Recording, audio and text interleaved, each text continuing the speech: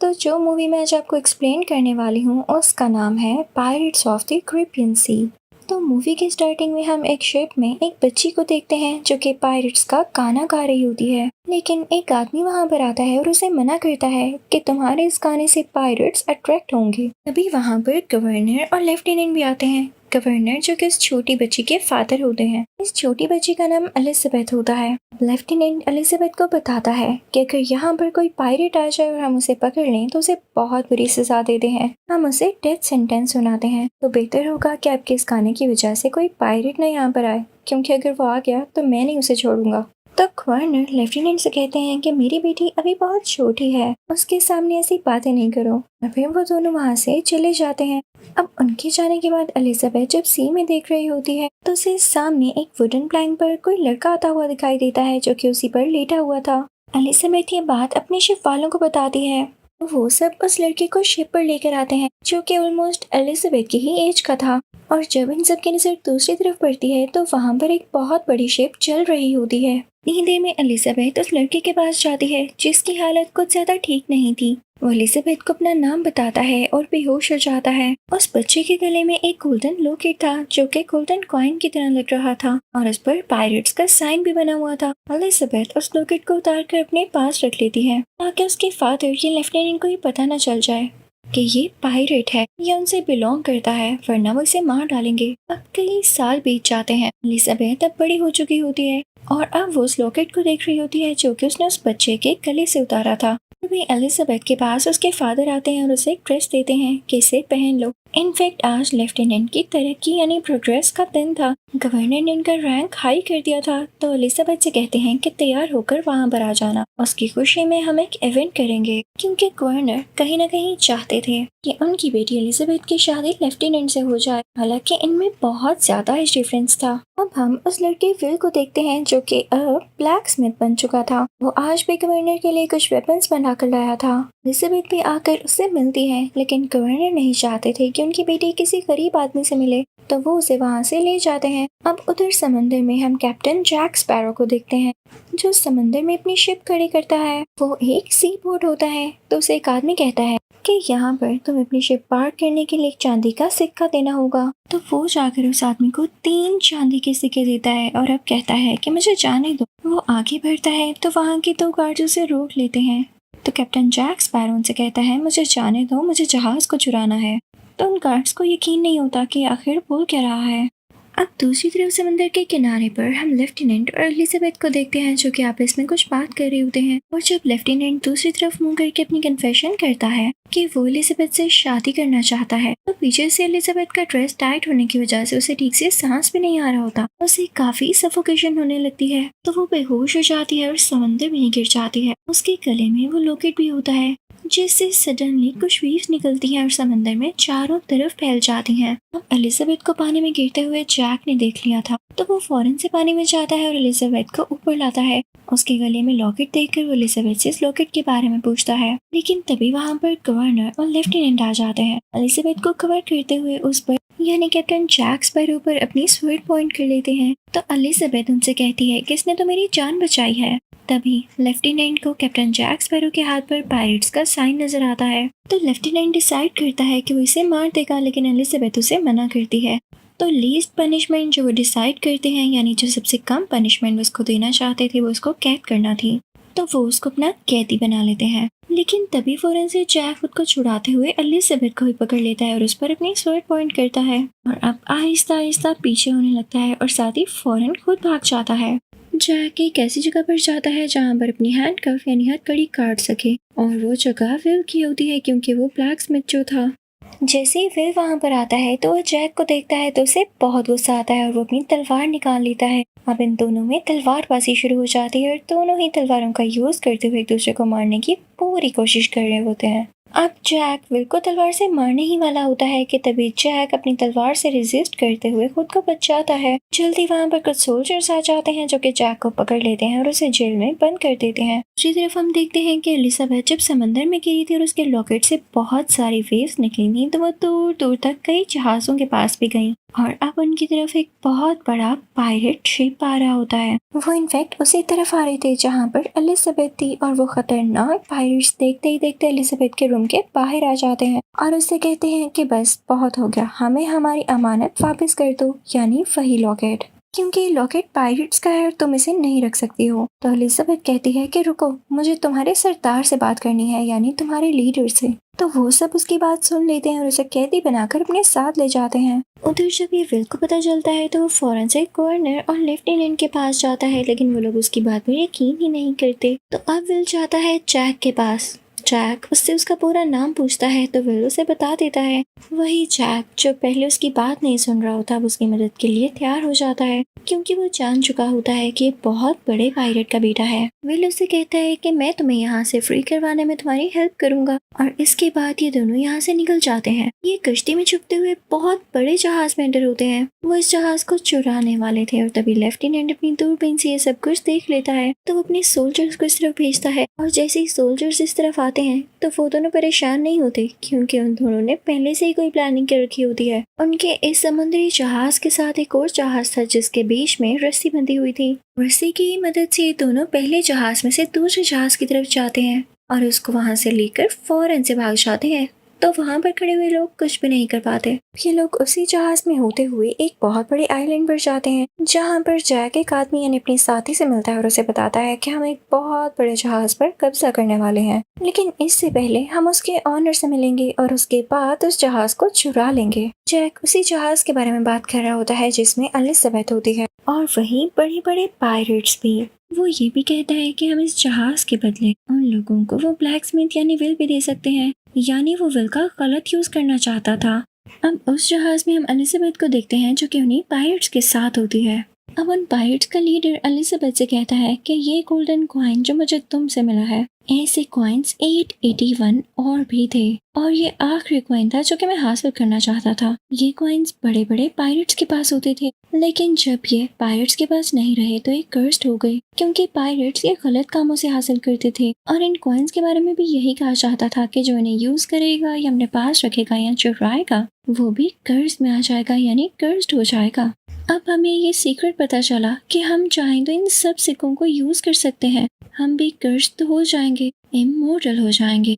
लेकिन इसका भी हल है कि अगर हमें आखिरी सिक्का मिल जाता है तो उससे हम अपने कर्ज को खत्म कर सकेंगे। तो एलिजाबेथ उनसे कहती है, मैंने तुम्हें आखिरी सिक्का दे तो दिया है, तो मुझे जाने क्यों नहीं देती हो? तो लीडर कहता है, ऐसे कैसे, ये सिक्का हमें तुमसे मिला है तो इस पर हम तुम्हारा खून गिराएंगे, तुम्हारे प्योर खून का सेक्रीफाइस देंगे, ताकि हम सब इस घर से आजाद हो जाएं, फ्री हो जाएं। एलिजाबेथ काफी डर जाती है तो वो चाकू उठाती है, उस लीडर की चेस्ट पर मारते हुए वहां से भाग जाती है। लेकिन जैसे एलिजाबेथ बाहर जाती है वो शिप में देखती है कि बहुत सारे स्केलेटन्स हैं जो कि वहां पर काम कर रहे हैं, और ये सब पायरेट्स ही थे जो कि कर्ज की वजह से ऐसे हो चुके थे। तभी पायरेट्स का लीडर बाहर एलिजाबेथ के पास आता है और उससे कहता है कि तुमने देख लिया, यही हमारा कर्ज है, हम जितना भी खा लें हमें लगता नहीं है और हमारी भूख भी नहीं मिटती। इवन अगर हम मरना भी चाहें तो खुद से भी मर नहीं सकते हैं, हम इमोर्टल हो चुके हैं। इसके साथ लीडर खुद भी यही खौफनाक स्केलेटन बन जाता है। अब इधर दूसरी शिप में हम जैक, विल और जैक के साथी को देखते हैं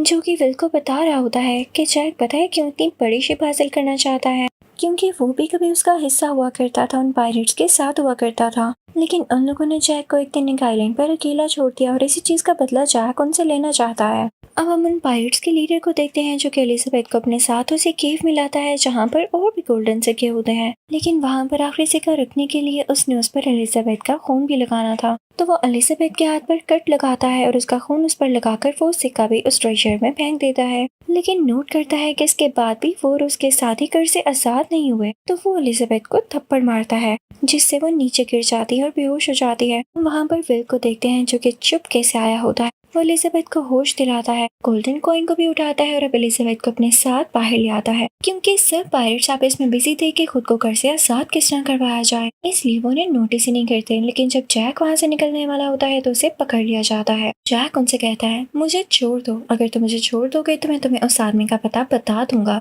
जिसके खून की तुम्हें असल में जरूरत है, और इसके बाद तुम लोग घर से आजाद हो जाओगे। लेकिन अभी भी उन लोगों ने जैक को पकड़ा होता है। वो लोग उस आदमी को ढूंढने के लिए निकल पड़ते हैं।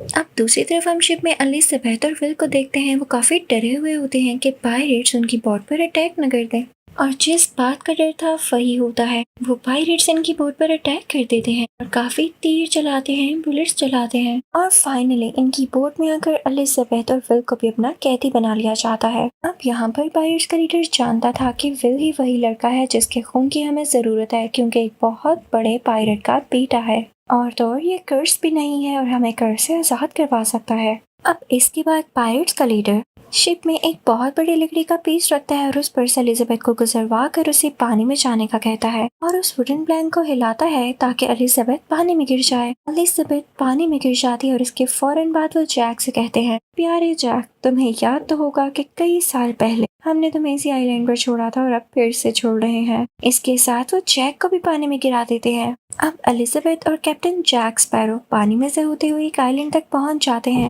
और उसके चारों तरफ गहरा पानी था, वो वहां से निकल भी नहीं सकते थे।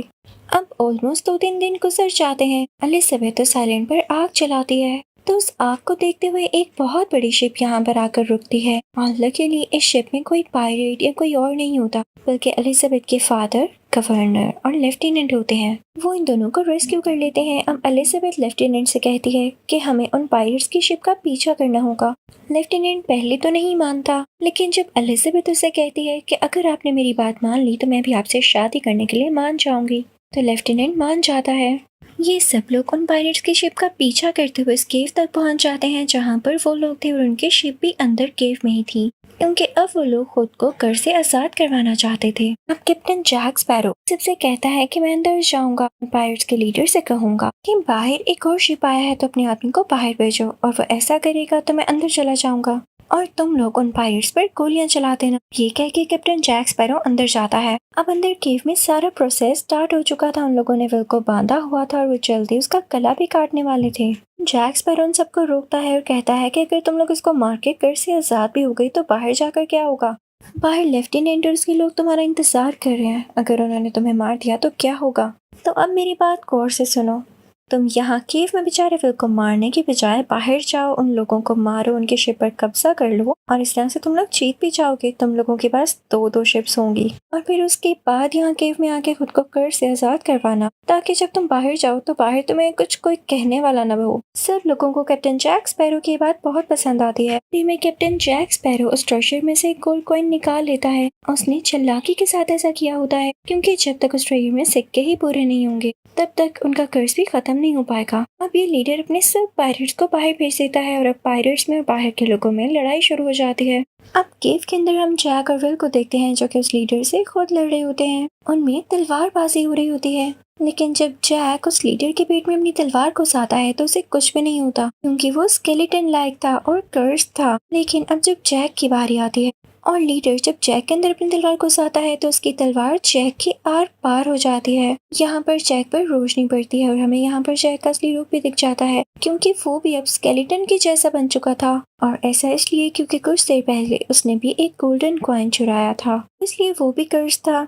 तो लकीली उसका मरना यहाँ पे अब पॉसिबल नहीं था। तो यहाँ पर जैक को एक आइडिया आता है। उसके पास जो गोल्डन कॉइन था उस पर अपना खून लगाता है और उसे विल की तरफ फेंकता है। विल उसे कैच कर लेता है और तभी वहाँ पर एलिजाबेथ आती है। लीडर जब उसे देखता है तो एलिजाबेथ पर गन पॉइंट कर लेता है और अब जैक स्पैरो भी लीडर पर गन पॉइंट कर लेता है और यहाँ पर गोली की जोरदार आवाज आती है। हमें ऐसा लगता है जैसे लीडर ने एलिजाबेथ को मार दिया हो, लेकिन असल में जैक ने लीडर पर गोली चलाई होती है। तो यहाँ पर लीडर जैक से कहता है, इस गन में आखिरी बुलेट थी और वो भी तुमने मुझ पर चलाकर साया कर दी। क्या तुम नहीं जानते कि मैं एक स्केलेटन हूँ और मुझे कुछ नहीं हो सकता? तो जैक उसे कहता है, नहीं, ये तुम्हारी सोच है। और इसी के साथ वो 2 सिक्के जो उसके पास होते हैं वो ट्रेजर में उछाल देता है, यानी उसमें फेंक देता है। उसके फौरन बाद वो लीडर इंसान बन जाता है, यानी उनका कर्ज खत्म हो चुका था और अब उस पर बुलेट का असर होने लगता है। तो उस लीडर की अब यहाँ पर ही मौत हो जाती है। बाहर हम बाकी पायरेट्स को देखते हैं जो कि नॉर्मल इंसान बन चुके होते हैं, तो वो सब अपने वेपन्स नीचे फेंक देते हैं।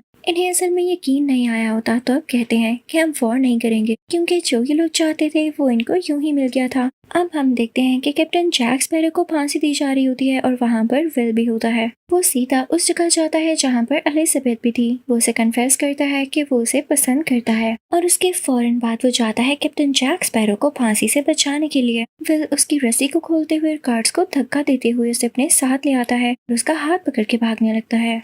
लेकिन इनकी किस्मत ज्यादा अच्छी नहीं होती कि यहाँ निकलने से पहले ही लेफ्टिनेंट के सोल्जर्स इनको घेर लेते हैं और इन पर अपनी स्वर्ड तान लेते हैं, यानी स्वर्ड पॉइंट कर लेते हैं। तो अब यहाँ पर एलिजाबेथ गवर्नर के साथ आती है। वो विल को बताती है कि वो विल को पसंद करती है। जैक स्पैरो यहाँ से मौका देखते हुए भाग जाता है, पानी में कूद जाता है। सामने उसके साथियों का शिप होता है जो उसे बचाने आए थे। उस तरफ हम लेफ्टिनेंट को देखते हैं जो कि ब्लैक स्मिथ यानी विल से माफी मांगता है। गवर्नर भी अपनी बेटी से कहता है कि मैं तुम्हें खुश देखना चाहता हूँ और इसी के साथ वो अपनी बेटी को विल से शादी करने के लिए अलाउ कर देते हैं। अब उधर हम कैप्टन जैक स्पैरो को से शिप में देखते हैं जो कि अब उस शिप का कैप्टन बन चुका होता है। इसी तरह से उसका ये ख्वाब पूरा होता है। इसी के साथ ये मूवी भी एंड होती है। Thank you for watching.